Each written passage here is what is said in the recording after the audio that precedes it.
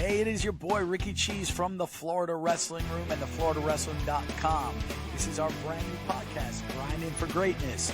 You're listening to our newest segment, The Morning Grind, sponsored by Al Mustafa's Dunkin' Donuts. Today's guest is Florida High's Clay Allen and Niceville's Jordan Cohn. This morning we talk about getting Division I wrestling to the state of Florida, the toughness of the knockout tournament, and much more. Make sure you check out our latest episode of Grinding for Greatness with Max Murin, two-time All-American for University of Iowa. Enjoy the show.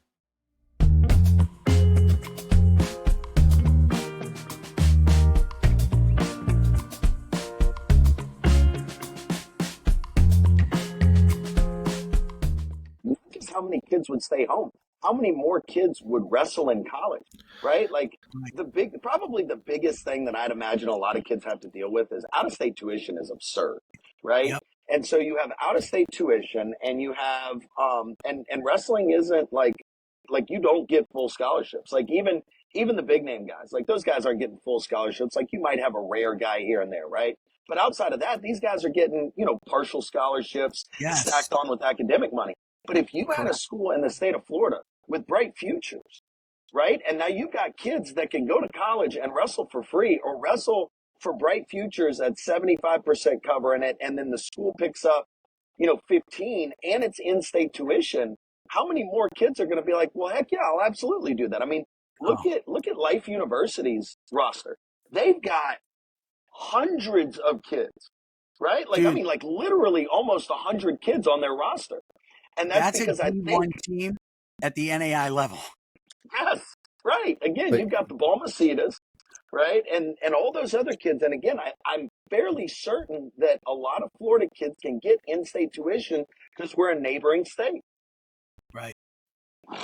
Dude, I'm just saying that if Florida had any kind of wrestling in my era, I would have stayed home and wrestled. Got that bright futures.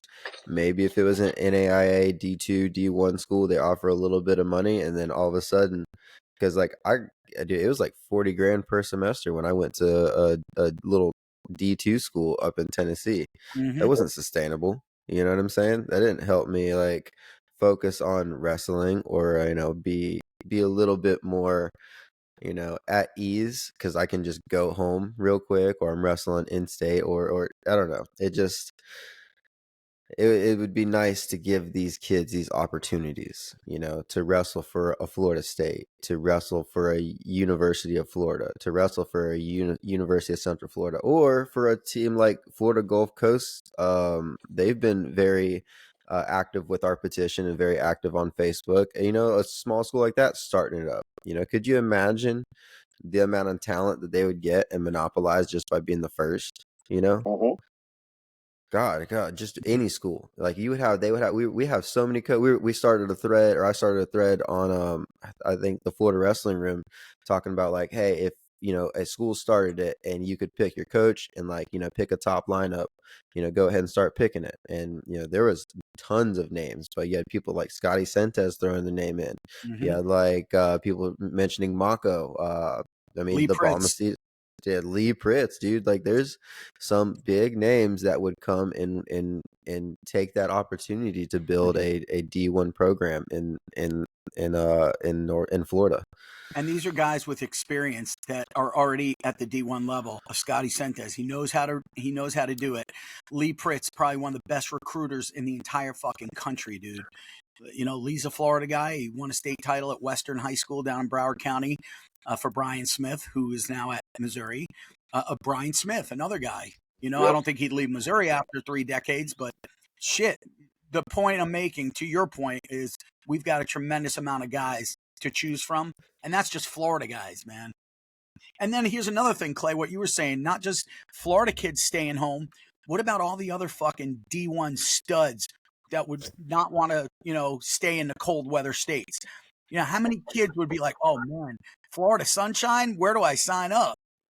Like, hey guys, it doesn't snow for like 5 months out of the year down here, right? Like you can go to the beach in mid-November if you want, right? Like, yep. Dude, come on down here. Absolutely.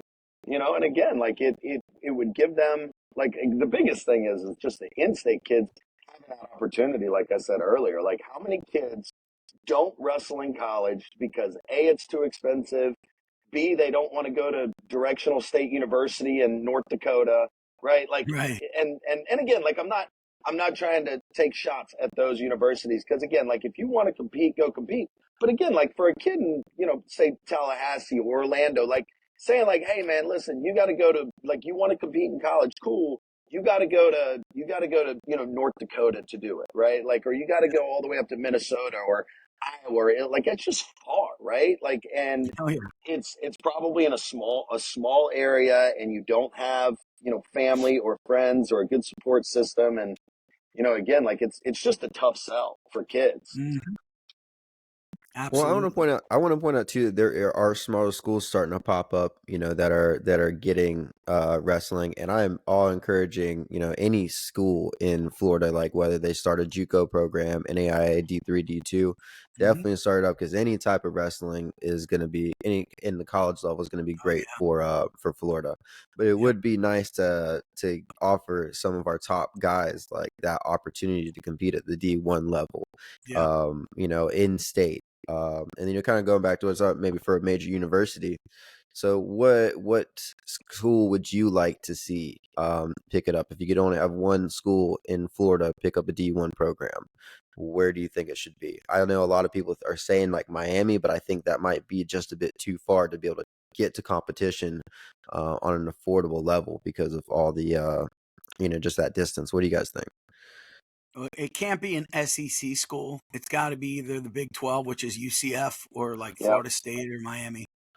yeah, that's what I was going to say is UCF. I mean, you've got Orlando, right? So you've got a giant international Yeah. airport, right? Yep. Um, you've got two regional training centers there, right? Like Yeah. LHP runs theirs, and then is JD Robbins still running his down there in that area?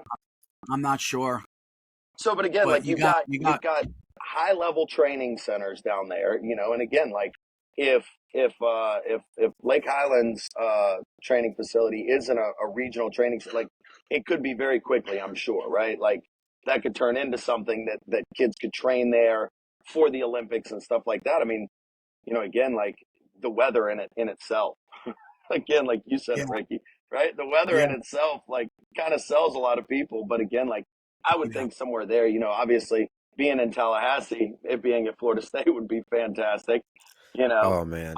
Um, I was I was thinking about this the other day. Could you imagine if Florida State got it and then we got like some high level coach, like we landed and like in Florida State was just like, hey, we're doing this and we're gonna give y'all some money to like be good at this because we're gonna do it. And like we got some high level coach, like that would be so good for the area. Oh my goodness! And then all the recruits coming in, I'm like my brings a smile to my face just imagining a future where we have these major D1 level guys, all Americans living in Tallahassee or in Pensacola or those areas. God, that would be so awesome. We've got so many of them in the state of Florida. Maybe not in those particular areas, but in the state of Florida, I mean, think about all the top names.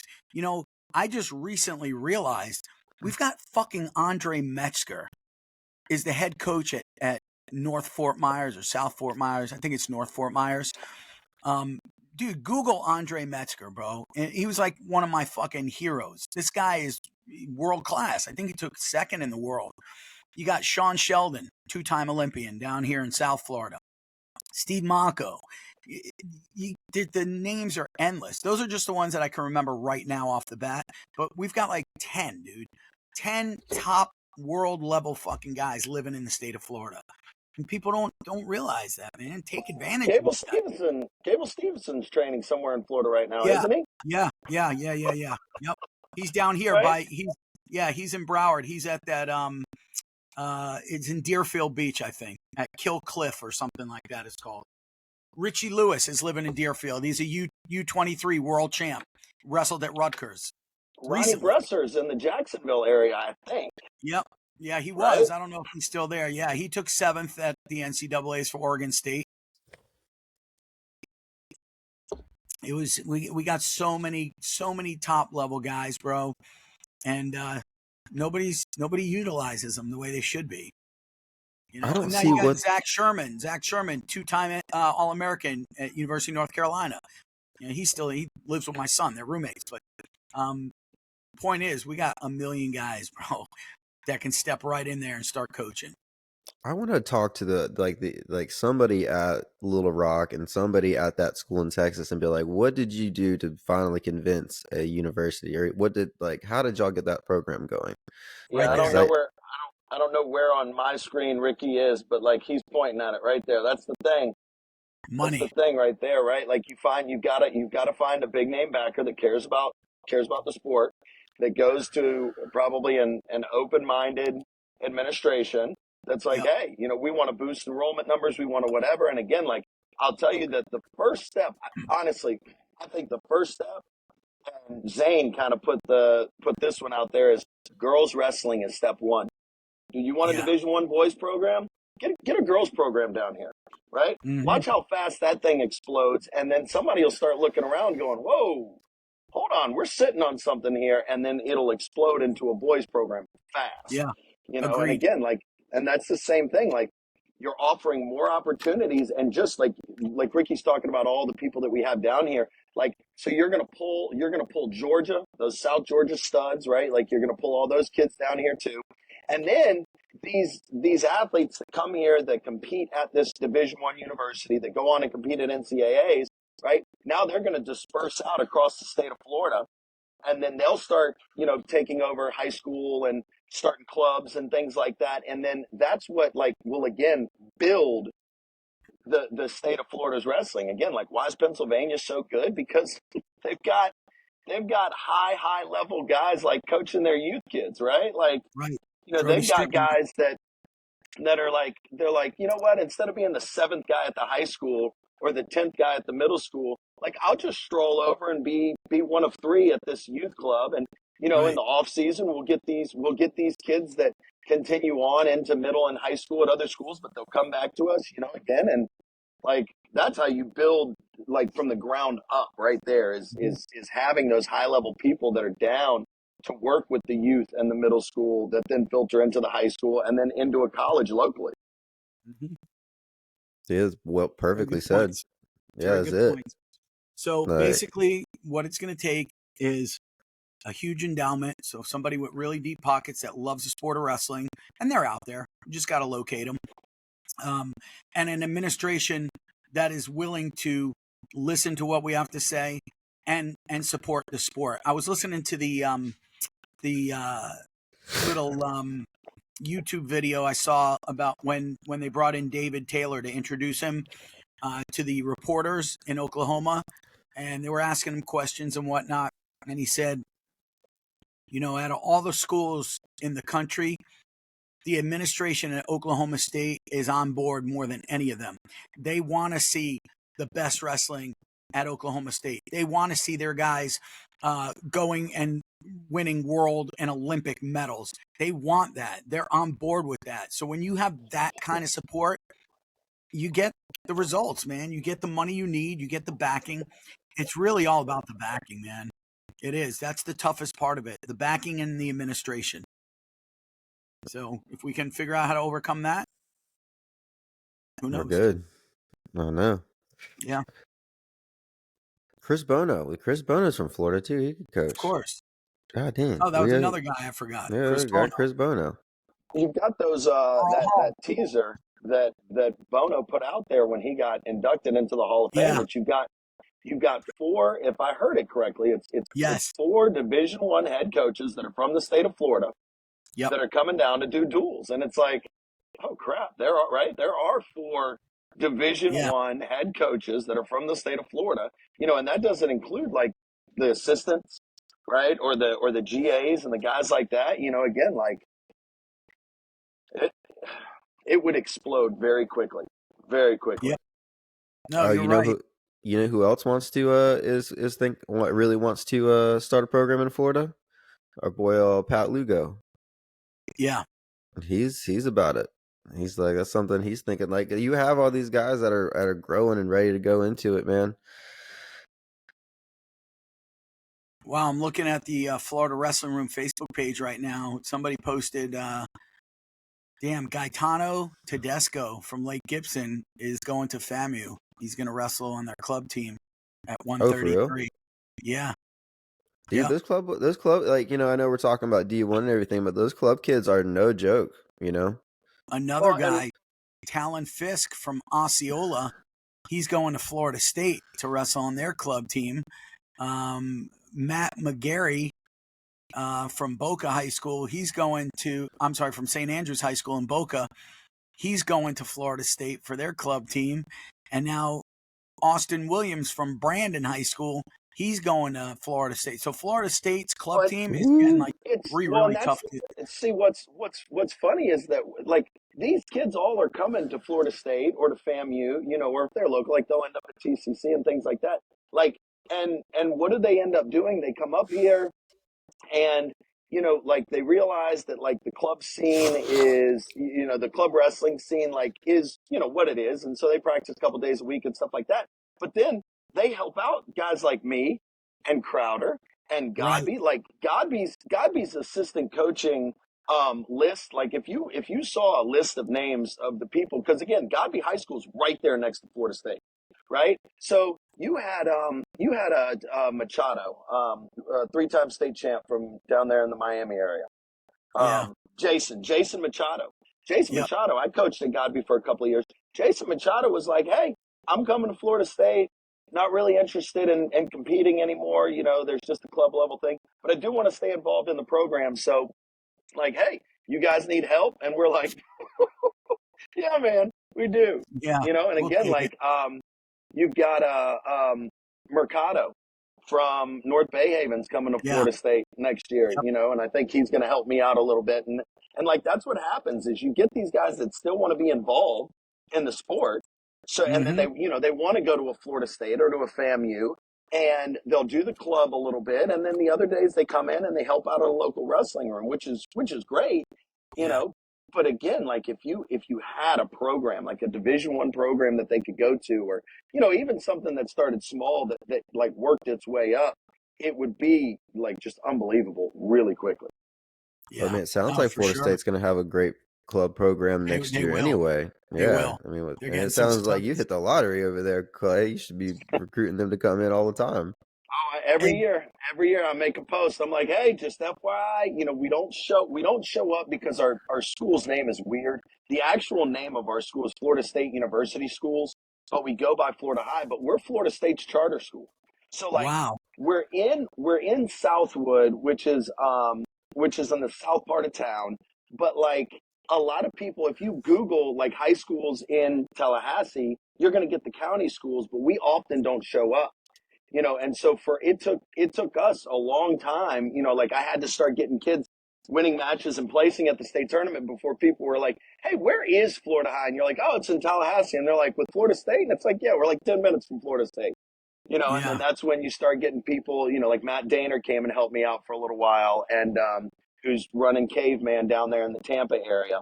Yeah. Yeah. And Yeah. again, like that's what ends up happening is that these high school kids, they want to go to college, and some of them don't want to wrestle anymore, right? Like they want to be around the sport, right? But like they're done with competing, and they're done with the extra stuff, because again, like it is like another job, right? Like some kids just want to go to college and be college kids, right? But they still want to be involved in wrestling, and so they find a local, and that's I try to reach out and I put it on the Florida Wrestling Room. I put it everywhere I can. Like, if you're looking to stay involved, but you're going to a Florida State or a FAMU or to a UF. Sorry, I can't say that one without But again, like if if you're going to one of those places, there are high schools in those areas that Yeah. that would love help, right? Like even if you just want to come in 2 or 3 times a week and be a workout partner for a guy, right? Like every coach would love somebody that's dependable from a high school standpoint, because again, like it's hard, right? Like it's hard to find people to volunteer their time, but like wrestlers love the sport of wrestling so much that they're like, hold on, I get to come in 2 or 3 days a week. I don't have to cut weight. I don't have to make weight.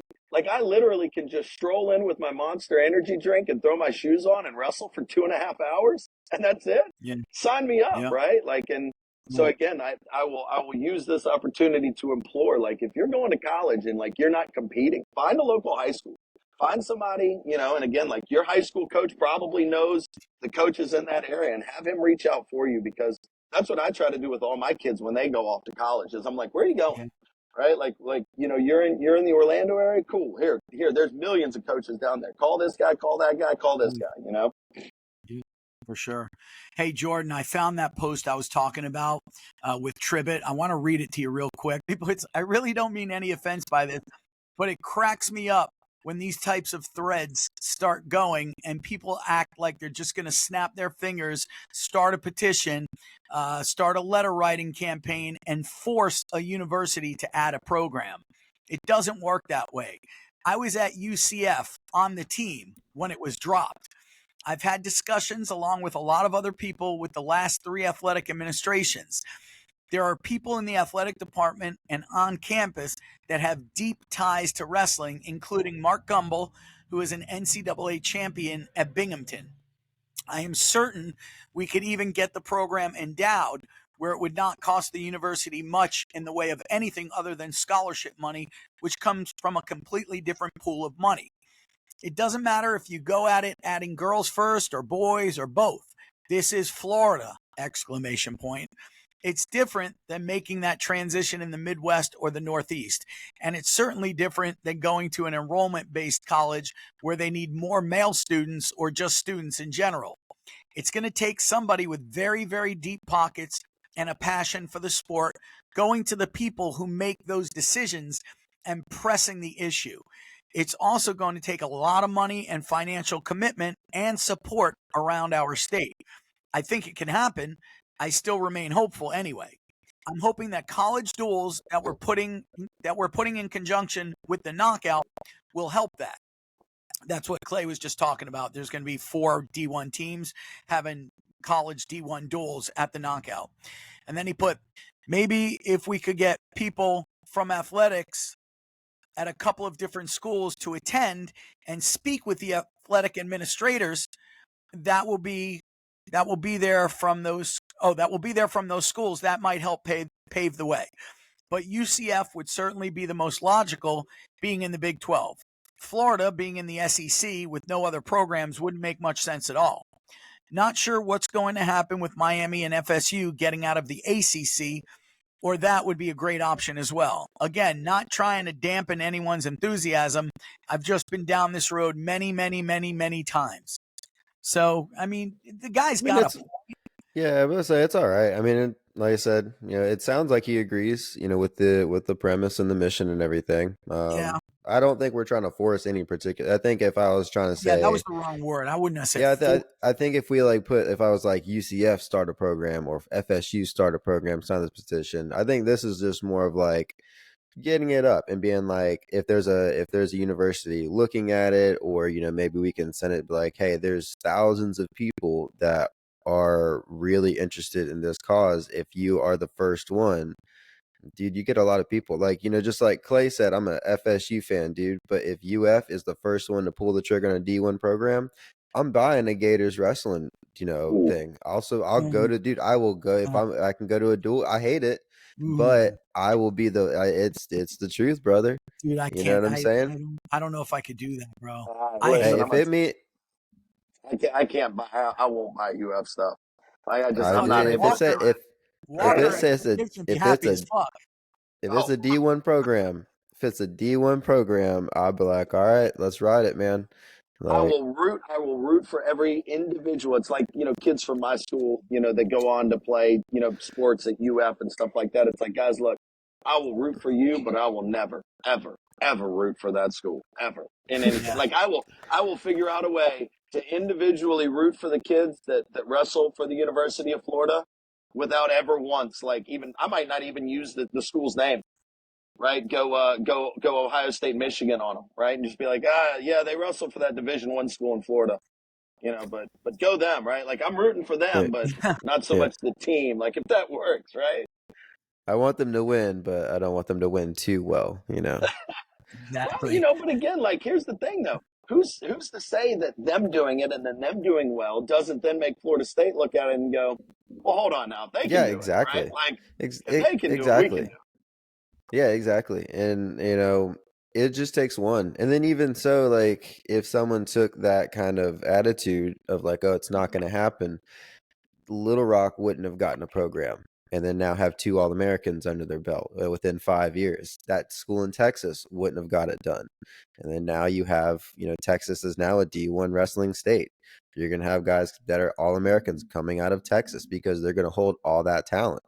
I mean, do you think there'd be a chance that Bo Nickel would have stayed at in Texas had not, they had a program? What I also think Jack Mueller from Virginia Tech, NCAA runner-up. He's from yeah, Texas too. yeah, they got Oklahoma right to the north of them. I'm sure they're going to get some powerhouses that like, between OSU, OU's really line up, maybe I'll go down to this D1 school in Texas and start making a name. There's I don't know. I think it might take time. It'll take money, of course, but I think as long as we keep the conversation relevant, and I think this is what this is, it's like showing that there's passion behind what we're talking about. There's numbers behind what we're talking about. I think that combined with timing, I think we can find that magic moment where we have that dude that's just like, I got lots of money. I'm going to invest. Here I'll go through this, or that school that's going to pull the trigger and be like, all right, let's do this. Why Not not? to mention, we find one person with a little bit of money, not even millions and millions, just a good chunk to get us started. I guarantee we can fundraise, crowdsource the rest. I know we Yeah. could. We Pat could. Lugo was saying like 3 million to start a program, about minimum is what his estimate was. I heard 7, but I don't know. I don't know nothing about it. That's the thing, though. I bet you could even like it'd be one of those things where even if we had to like, I don't want to shoestring budget it, but you got to imagine there's going to be some coach that's like, all right, I'll take a chance on that. I'll take a pay cut. I know you were just showing that those Division 1 paychecks, and there's a Yeah. big disparity between Cale Sanderson and one Right. of the lower ones. But there'd be Right. someone that's like, all right, I'll go and I'll coach wrestling for 40 grand, 50 grand. Bro, For listen, this. man. When I saw Brandon Eggum is only getting 40, what was it, 41 or 47? It was in the 40s. As a head coach D1, that's disgusting, bro, because my son Nick was the assistant coach at Kaiser University when they first got the program, and they were paying him 30 or 35 grand as an assistant coach. That's fucking amazing. An assistant NAIA making 30, 35 grand a year. So I'm going to change the subject a little bit. The kid on your team, Jasper Kroom. Tell me, give me your honest opinion. Is the kid really that good of a kid? Not just a wrestler, but also a good kid. Oh yeah, Jasper's an unbelievable kid. Again, like you want to talk about one of those like Renaissance men. Like he does so many things so well at a high level. That's I what I mean, heard. and like he's a homeschool kid. And so he's involved in like his thing, and like all kids like have that one thing, right? The thing that they like really just it's their jam. And sometimes you're like that's it, right? Like that's the thing that you're whatever. And I have to tell kids all the time, like the thing is that everybody has their thing, and just because something might not be your thing doesn't mean that it's not super important to them. For Right. Jasper, it's Latin. He loves Latin competitions. And I mean, like That's he what I goes to heard. these things and crushes people at them.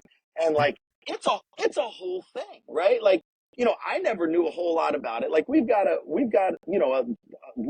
a Latin department at our school, and they do the Latin regionals and all of those things. Heck, I took Latin in high school. Cannot say much of anything. When I went to Bishop Moore in Orlando, so what we had to like learn the Lord's Prayer in Latin and the pledge in Latin and things like that. But like I don't remember any of that stuff. Like, but it's a whole thing. Like these people that go to the Latin competitions are as committed to that stuff as like wrestlers and wrestling parents are to wrestling.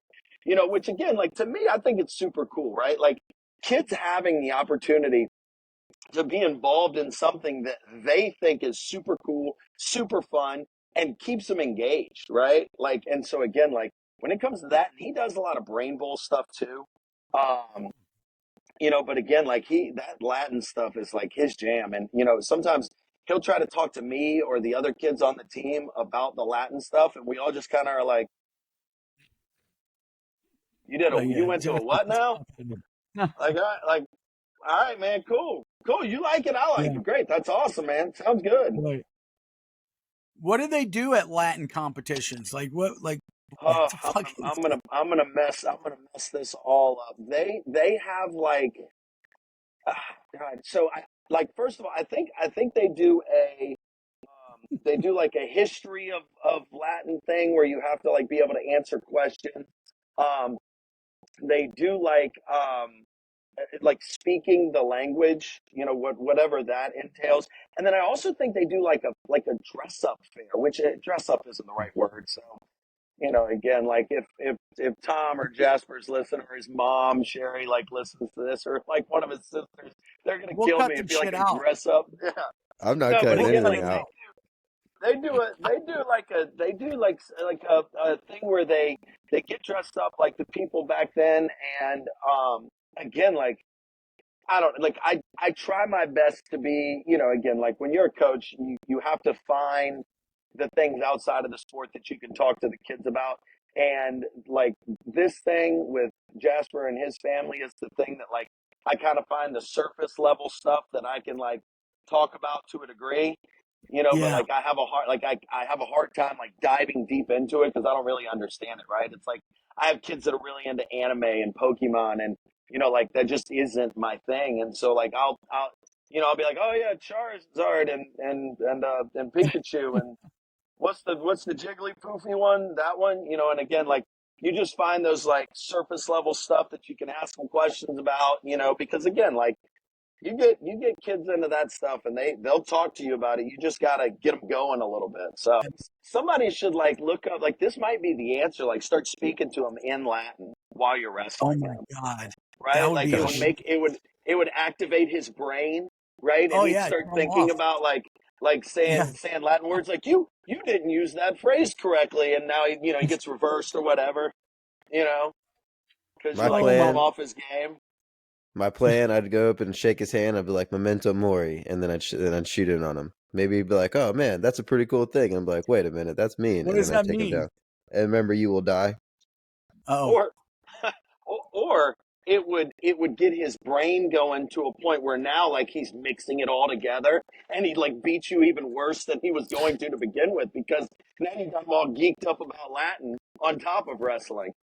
I'm he, glad that you mentioned that because one thing I think is a great a thing for kids, and that Jasper, he's a very accomplished cellist as well, and I I heard think that. that yeah. So I have my son is in band as well, and Dude, that's I've impressive noticed as shit. All yeah. kidding aside, fucking Jasper Kroom is impressive, dude. Well, and Like, I've noticed come like on. kids that do have like musical act like a musical training as well, like they do perform a lot better in athletics. Like their ability to be creative seems to be a little bit higher, or the ability to kind of flow with things seems to be a little bit higher. So I always highly recommend any athletes to pick up a musical instrument and start using that to open up that other side, that Clay was kind of saying. I know he's kind of joking, but I think that there's some truth to it, that it does activate different pathways instead of just thinking as an athletic I competition. agree. That's a good point.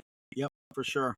So, Clay, what's the team looking like for the 2024-2025 season? Well, we've got a bunch of young kids next year. We've got a handful of guys. I've got obviously Jasper. Sterling Hollingsworth. I think will make a whole lot of noise next year. He had a tough draw at state, lost a close one to Norris from Jensen in the first round. And then I've got Jordan Hagler coming back next year. He'll be full go. This past year, he was kind of he had shoulder surgery over the summer and was really limited on what he was going to do, and at one point, like, he wasn't even going to compete at all for us last year. And luckily his shoulder was able to hold up well enough during the season and practices and stuff that we kind of worked him into a match here, a match there, and then kind of let him go. But having him back full time, and again, like, I've got the heavyweight, and I've got the biggest thing for me that's been huge is I had like 4 or 5 assistant coaches this year, which is the first I've never had that before. Um, Kevin Conception from Somerset helps me out. Mashawn Knight, Oh yeah, who's a Godby state champ, came in January, and like he had, Colin Bishop, who lost right there in the match to place at 215 this year, and our heavyweight, yeah. like our upper weights are going to get really good really quick, and they're going to put some people on notice next year because, again, like those big guys, like they kind of have their own wrestling style. And so a lot of the times, like they kind of need somebody that's over there just kind of working big guy stuff. So, we're wrestling a ton with those young guys. Like we're taking them all over the place.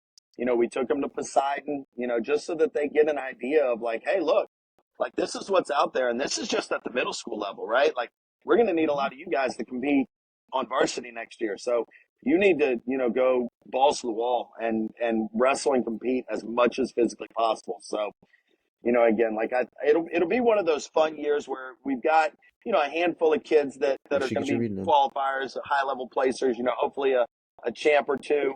But then a bunch of young guys that hopefully will progress a ton as the season goes on and peak at the right time. Yeah, for sure. No, I'm excited to follow Florida High this year.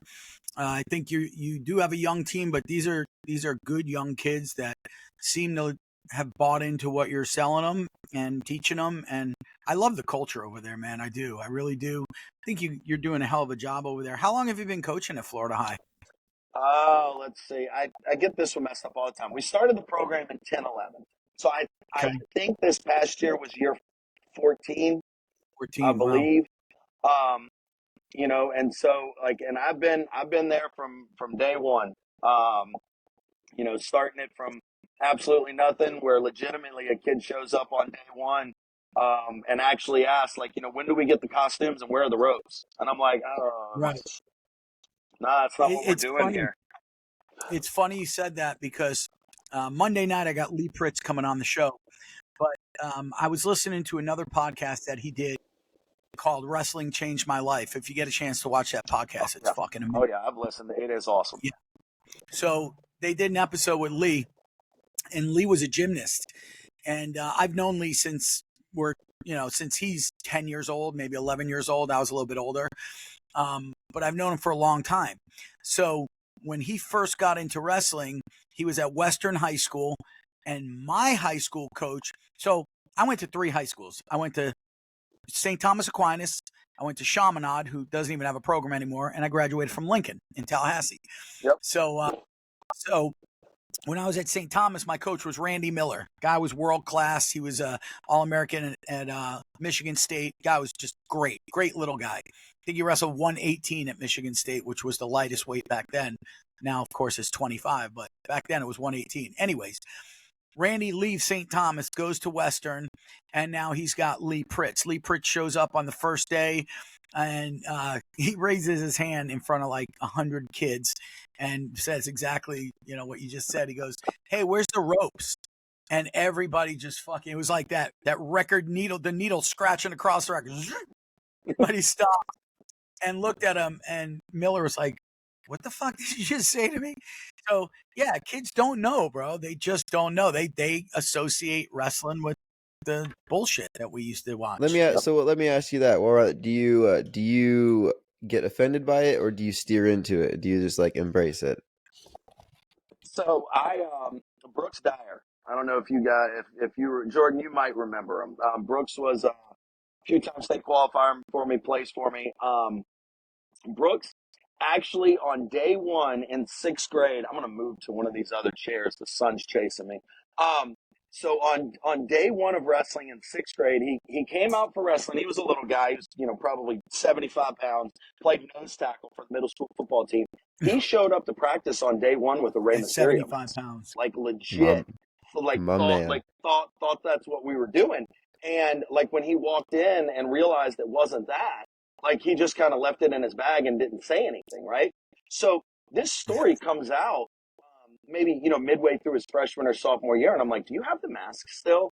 And he's like, "Of course I have the mask." So on the last day, his senior year of practice, he brought the mask and practiced wearing the mask. Lucha Libre.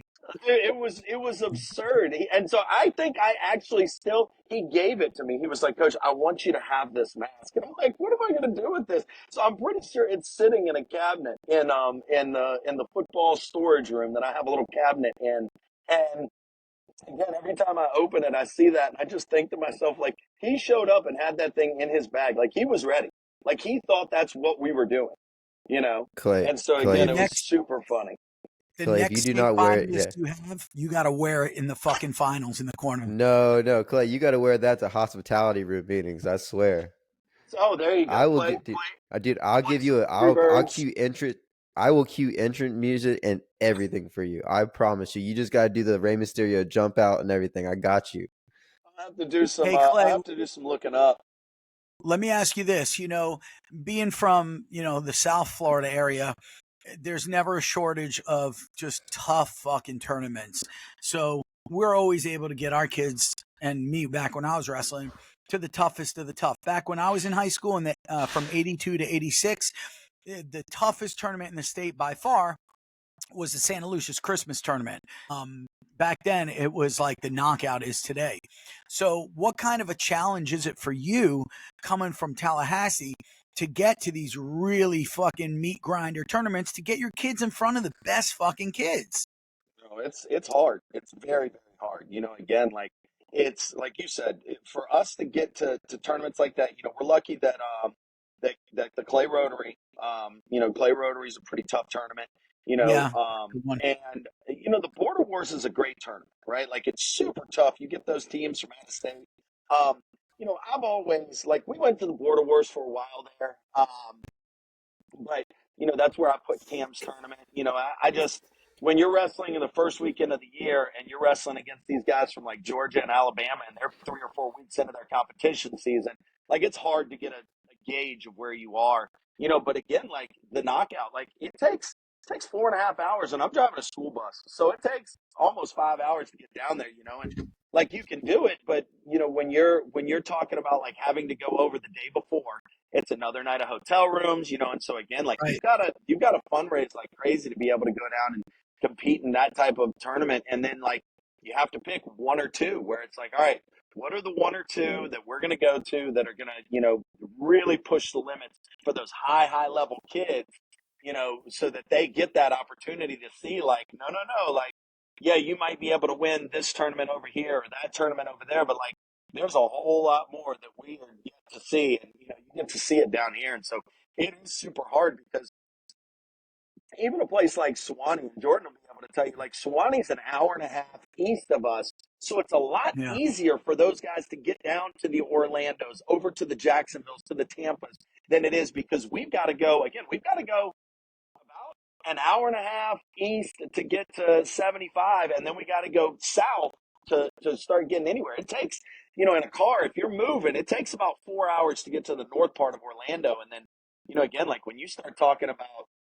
going to the Fort Lauderdales or the Miamis, like you're talking 8, 9 hours. Like it Yeah. makes it really hard to do. And so, you Yep. try to find those tournaments. Like I took my kids to the Springstead tournament this year, and that was awesome. You've got the Hernandos there, you got the Zephyr Hills Christians. And so basically like that's what I try to do when I'm coming from up here is it's like, all right, cool. Where the really high level programs going that are within a 4-ish hour drive of us, right? Like where's a relatively open part of our season where like we can leave on a Thursday and go down there, or leave super early on a Friday and go down there and compete, because it's super hard. And so like then if you talk about those guys in like Panama City, or where Jordan's coming from in Niceville, like you're tacking on another 3 hours because there is no easy way. Like you legit, like they got to drive past Tallahassee to get to wherever to go south. Like it's super difficult. Speaking to that point, I lived in Panama City, wrestled for Bay my freshman sophomore year, then went over to Swanee for my junior senior year, and obviously getting to wrestle for that program and under Coach Laxton, definitely helped out my technique. But I would also attribute the ease of access for us to get to competitions. My dad was a ref, so we were usually going to a tournament. But now we had the option of being able to go down to Orlando very easily. Like Clay was saying, or I know I got a lot of great competition over in Jacksonville. And, from Panama City to Jacksonville, that's about 4 or 5 hours. But from Swanee, it's just like, okay, we can pop over there real quick, and I can wrestle some of those Clay kids that really get to push me. Or that's when I started to make my foray into freestyle and Greco was my junior over the summer, my junior year. We're like, hey, it's a much more viable option now. So let's start wrestling the style because we have that option to do so. So location is a huge point. But go back to earlier point as well. There's a lot of coaches that are doing a great job of bringing that competition to this area. That Border Wars, or the Pickering Memorial, as it's called now, is such a strong tournament. I was very, very surprised with it. I think Capital City's on its way back to being such a good competition. Zach over in Bay, they're trying to make that George Mulligan a really tough tournament as it is. So we're starting to bring that competition up, so we don't have to drive down as much. I think that's a huge piece of the puzzle for us. Yeah. So are we ever going to see Florida High at the knockout? We were there. Hey, Ricky. Oh, We you were were? there. We were. When were you there? This So past this year? year we went. Yeah, we went. So I we wasn't there started this going. year. We a handful of years ago, when I had Cam Brown and Will Hagler, Yeah. who were highly ranked kids, knowing that like there was no way that from Jacksonville to anywhere west, like I was going to be able to get competition for them. I started looking at the knockout, and I'm like, that is over Christmas break, and we could go down there and compete, and it would give these kids an opportunity to get that super high level. And again, so probably for like 3 or 4 years Cam and those guys placed at it and stuff like that. And then, we kind of graduated a bunch of kids, and it's hard to justify, like it's close to a $2,000 trip to go down there. And it's hard to Nice. justify a $2,000 trip, For one kid. if you've only got, one or two kids that are even like not just that are going to be able to play. Like you're talking about, like that daggum thing's so tough that like you have a bunch of kids that could just literally go 0-2, right? But then That's I've then you're going to seen have good. a state kid that champions that every year. Every single year at that tournament, you will see state champions that don't place. Happens every year. yes, and again, like you've got like Jasper. Jasper went down there and lost. Like we lost on. I think he lost his first match on day two. But again, like people don't understand how tough that tournament is. Like I'll never forget. I brought 1 year I had Max Metcalf, and he had placed sixth at 132 the year before. And I'm looking at the bracket. He's got Malik Hines Yeah. round one. And so I go to Mm-hmm. Bert or Tribbett, whoever was running it at that time, and I'm like, hey, look, I'm not trying to cause any ruckus or anything, but like Max Metcalf was a state placer last year. Like, did I not put that in the thing? And I remember whichever one it was, like glanced over at me, and they go, "What way was that?" I go, 132. And he goes, huh. He goes, "Yeah, we stopped seating 132 at about 20, and nobody lower placing than second at state is Holy seated right now." shit. And I'm like, "Oh, Fuck all right, me. cool." So again, freaking Max Wow. Metcalf wrestles Malik Hines in round one, and then he might have won a second, and then lost to another super high level state placer. Um, but again, like that's what happens. Like if you're not good enough to get seated, right? Like you're kind of just getting tossed in there, and Right. you're like, man, just give me like a relatively. I always talk about little pockets in that tournament. It's like give me a little pocket of four where I've got a winnable match or two, right? And then you're in the thick of things, right? Like then you're in a spot where like if you're meant to go deep in the tournament and place that you're going to, but again, like if you don't catch one of those little like pockets, which again there aren't many of them, but if you don't catch one of those little 4-man pockets where you've got a couple of winnable matches and you get thrown in there against a Malik Hines or a guy like that, like round one, like now you're a one tough match, Yeah. 1 point escape, one overtime, quadruple overtime, like you're one loss from being completely eliminated from. Dude, I got the craziest knockout story for you. You may have even been there. It was back in 2016 or 17. I think it was 16. So you got two-time state champ Adam Lewis from Tampa Jesuit Yep. and four-time placer, one-time state champ Bryce Marcus, my son, and they had to wrestle. But guess when they had to wrestle? It was Two-time either state the champ, quarters or the semis, right? the fucking blood round, dude. These are Okay. state champs in the blood round. I'm like, you got to be. That's how tough. So that year, 145 was by far the toughest tournament. You had the kid from Lake Highland Prep, Jake. He went to Cornell. Brindle, right? Can't think. Or, Yeah, Brindley. Yes. Brindley, yeah. Jake Brindley won it. I think he beat Artelona maybe in the finals. Close match. You had Ozzy Lugo, three-time state champ, who placed fourth. Fucking Ozzy placed fourth. You had Bryce, didn't even place because he lost in the blood round in overtime to two-time state champ Adam Lewis. And then you had, all the state champs from Georgia too. I think Denton Spencer, one of them. Like, these are all D1 guys. He went to Gardner and Webb. But the point I'm trying to make is you're right, bro. That tournament, I wouldn't take my team there if I didn't know for a fact that I had 3 or 4 guys that can make the podium. It's a waste. Like, why? Oh, yeah. You can get your head kicked in anywhere. Why travel 4 or 5 hours? Yeah, for a lot less than $2,000. Like, that's for sure. That's exactly. Again, and for a couple of years when we kind of stopped going, like, the kids were like, when do we get to go back to knockout? Because again, like, when we do goals at the beginning of the year, I would have kids whose goal was to make it to day 2 or to win knockout. Like, right. It was one of their goals, right? Like, it's like, yeah, I want to be a state qualifier. I want to be a state placer. I want to win a match at the knockout. And then like younger kids would look at it and go, you want to win one match at a tournament? It's like, no, you don't get it. Like, yes. Right. Yes, you win a match at that tournament. And it's like, you might as well be a state qualifier. Yeah, you might as well be a state placer. It ain't easy to do. So no, hell no. Jordan and Ricky, let me let y'all go. I think my wife's gonna make me pull the plug and go borrow a generator from somebody because it doesn't look like we're getting power back anytime soon. Oh man, I'm sorry you're going through that, bro. Look, it could be way worse. Way worse. Thanks for jumping on, man. Yeah, for sure. Absolutely. Thanks for having me, guys. Yeah, we'll get you on again for a regular episode.